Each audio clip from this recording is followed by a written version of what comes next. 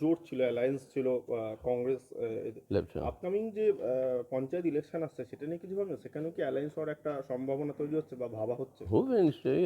আমরাও তো চাইবো কি ম্যাক্সিমাম ইউনিটি সেকুলার ফোর্সেসের মাঝখানে। এখনই পঞ্চায়েত ইলেকশনস হবে ইয়া হবে না আমি কেউ জানে না কিছু, অনেক আনসার্টনিটি আছে। হ্যাঁ, কিন্তু যদি হয় তো আমি শিওর কি পার্টিরা বসে দে উইল ডিসকাস। ডিসকাস করলে কি মানে লাভ হবে, মানে সেই সাগরদিঘি মডেলটা কি ফিরে আসতে পারে বলে মনে হয়? নিশ্চয়ই হবে, লাভ হবে। সাগরদিঘিতে লাস্ট টাইম এরা জিতলো কত, মার্জিন অফ মোর দেন 50,000 ভোট। এবার হারলো with margin of more than 23,000 ভোট, মানে কত, নিয়ারলি 74,000 ভোটস মুভ করেছে ওদের अगेंस्ट। That clear indication. उनके बारे में कोई अनुमान लगाना भी मुश्किल है।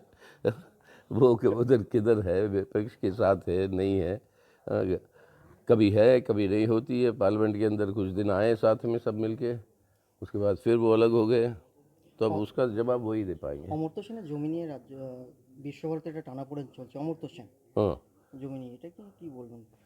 কি বলতে এটা তো আমি ভাবছি অমর্ত্য সেনকে টার্গেট করছেন, অ্যান্ড দিস ইজ আনফেয়ার। আর যেটা হচ্ছে অমর্ত্য সেন এরকম লোক, আমি এরকম ও কিছু এরকম ফ্রড যারা এরা বলছে কি ওরা করেছে, এটা তো impossible to believe that he can do it.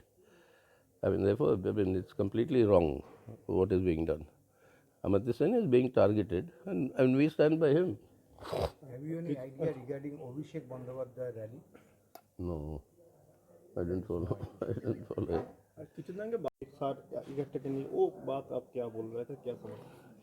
देखिए, पहली बात तो यह है जो हम कह रहे थे कि पहला एक है, बहुत सारे सवालें हैं जिसके अंदर बहुत सारे विपक्षी पार्टियों के अंदर सहमति है। आज यही कम्युनल पोलराइजेशन या ये ध्रुवीकरण के खिलाफ, आज यही ये समस्याएं अगर आपकी है कि जिस तरीके से दुरुपयोग हो रहा है सेंट्रल एजेंसीज़ का, अब यही है कि जिस तरीके से पार्लियामेंट्री इंस्टीट्यूशंस के ऊपर अटैक हो रहा है, और जिस तरीके से हमारे देश के संविधान का ही सर्वनाश करने की कोशिश में है, और मुख्य रूप से जिस तरीके से देश के अंदर डेमोक्रेटिक राइट्स और सिविल लिबर्टीज़ के ऊपर जो एक तानाशाही का वातावरण जो आज पैदा हुआ है, इस सब के खिलाफ बहुत सारे राजनीतिक पार्टियां इकट्ठा हुए। हमारा पहला ये है प्रस्ताव कि ऐसे चीज़ों पर, ऐसे मुद्दों पर जिस पर हमारी सहमति है, हम सब मिलकर एक राजनीतिक अभियान चलाए देश में इकट्ठा सब मिलके, और ना सिर्फ राजधानी से दिल्ली से, लेकिन स्टेट्स के अंदर भी जाए, तो वो स्टेट्स के राजधानियों में, और एक पॉलिटिकल कैंपेन छेड़ें देश में। दूसरी बात यह है कि बहुत सारे ऐसे मुद्दे हैं लोगों की रोज़मर्रा की ज़िंदगी के साथ जुड़ी हुई है। बेरोज़गारी है, महंगाई है, और लोगों के अंदर आज जिस तरीके से बेचैनी है, अर्थव्यवस्था लुढ़क रही है, लोगों के हाथ में ख़रीदने के लिए पैसे नहीं है, और आपका MSME वगैरह वगैरह सब तो बंद ही पड़े हैं। तो अब ऐसी परिस्थितियों में इन सवालों के ऊपर संघर्षों की रास्ता अपनाएं, जैसे हमारे किसान संघर्ष हुआ, मतलब उस तरीके से ये पार्टियां इकट्ठा होकर संघर्षों की रास्ता अपनाएं।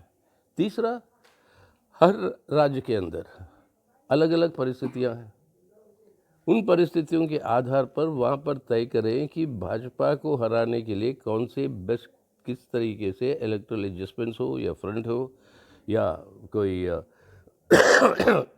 ऑल्टरनेटिव प्लेटफॉर्म्स हो। इस तरीके की बातें ठोस रूप से हर राज्य के अंदर शुरू होना चाहिए। जैसे केरल के अंदर ये स्पष्ट है कि वो वहाँ पे वामपंथी और कांग्रेस के फ्रंट के बीच में ही होगा, और उसी के चलते हुए बीजेपी को एक भी MLA नहीं मिली वहाँ पे। और यहाँ पर यही होगा कि हम वामपंथी, मतलब आपकी तृणमूल कांग्रेस और बीजेपी के खिलाफ होगी। अब जैसे तमिलनाडु में पूरे मिलाकर एक फ्रंट ही बन गई वहाँ पे, anti BJP anti AIADMK।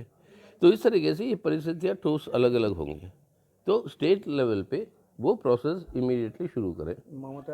Mamata জায়গা স্টেট প্রসেস में आपका क्या স্টোরি সেটা কি এখানে ব্যান্ড করা হয়েছে কি বলবেন? কি বই আমি জানি না কি কারণ আছে কি স্টেট গভর্নমেন্ট ব্যান করেছে, আমরাও করলাম না, আমরাও কেরালাতে করলাম না। কেন কি এটাকে, I mean, people will give their own answer, which already in Kerala they are giving. कोई जाने रहा फिल्म को देखने के लिए, तो इसलिए तो वहाँ तो वो फिल्म तो हटे जा रही है। यहाँ पर क्या कारण है वो उन्हीं को सब बताना पड़ेगा। लेकिन हम लोगों ने ना बैन किया ना मांगा बैन के लिए, जो हम समझते हैं बैन का कोई सोल्यूशन नहीं है। बैन করে कोई কি সাধারণ पॉलिटिकल एजेंडा है इसके अंदर में जो बैन हाँ? बैन क्यों किया? कोई पॉलिटिकल एजेंडा है ऐसे करके क्यों बैन करने का कोई बात? अब ये स्टेट गवर्नमेंट की अधिकार है, मतलब अब वो तो जाएगा अब सुप्रीम कोर्ट में केस, उसके बारे में कोर्ट क्या कहेगा वो देखनी पड़ेगी। लेकिन बीजेपी तो वो जो उनके खिलाफ जो समझते हैं कि उनका जो हिंदुत्व के खिलाफ जो भी फिल्म आता है उसके ऊपर तो बैन ही नहीं, लेकिन मतलब ऐसी वातावरण पैदा करते हैं कि वहाँ पे फिल्म प्रोड्यूसर, फिल्म एक्टर्स, इन सब के ऊपर वो जो है एक किस्म की हमला। जो एक्चुअल रियल केरला स्टोरी जो है वो है केरला के ह्यूमन डेवलपमेंट इंडिकेटर्स का पोजीशन।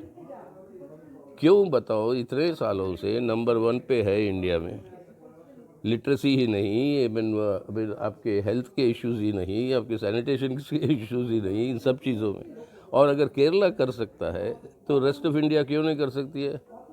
मोदी साहब बताइए इसका जवाब। अब ये है असली केरला स्टोरी। अभी हमें तो लग रहा है कि कर्नाटक के चुनाव में कांग्रेस जीतेगी, कांग्रेस जीतने से ज़्यादा बीजेपी हारेगी। वो वहाँ पर लोगों के अंदर जो गुस्सा है बीजेपी की सरकार के खिलाफ, और जिस तरीके से वहाँ पे बीजेपी का जो हिंदुत्व का एजेंडा जिस तरीके से उन्होंने जो चलाया, और आम लोगों की समस्याओं के बारे में कुछ नहीं, हर भाषण पे, और एक ऐसी हालत तक पहुंच गई प्रधानमंत्री और गृह मंत्री खुद ऐसे वहाँ पर बयान कर रहे हैं जो हम समझते हैं कि उनकी हैसियत, उनकी मतलब गरिमा को जो है वो ठीक नहीं रखती। देश के प्रधानमंत्री है, गृह मंत्री है, वो इस तरीके से अब के बातें कर रहे हैं, इस तरीके से बयान दे रहे हैं। अब इलेक्शन कमीशन को कंप्लेंट्स गए हैं, देखिए क्या बोलेगी। मणिपुर में बहुत ही खतरनाक परिस्थिति है, हम उसकी घोर निंदा करते हैं जिस तरीके के हिंसा वहाँ पे हो रहा है, और उसके ऊपर राज्य सरकार कोई काबू में लाने की प्रयास नहीं हो रही। और वहाँ पर ये सीधा सीधा एक ध्रुवीकरण है, और ध्रुवीकरण का प्रोत्साहन कई सारे लोग वहाँ पे कर रहे हैं, मेती और कुकी के बीच में। अब जो है ये बहुत ख़तरनाक बात है कि ये हिंदू और क्रिश्चियंस के बीच में इसको उस तरीके से पेश किया जा रहा है बीजेपी की तरफ से, और मुख्यमंत्री बीजेपी के हैं। और ये हम समझते हैं कि पूरी नॉर्थ ईस्ट के अंदर भी ये जो ध्रुवीकरण जो करवा रहे हैं, ये पोलराइजेशन, कम्युनल टेंशन, ये बहुत ही खतरनाक चीज़ कर रही है बीजेपी।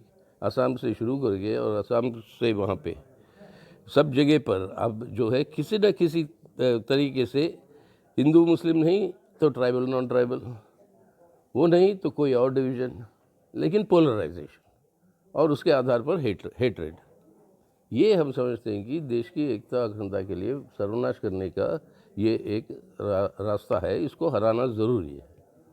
आप एक बात कर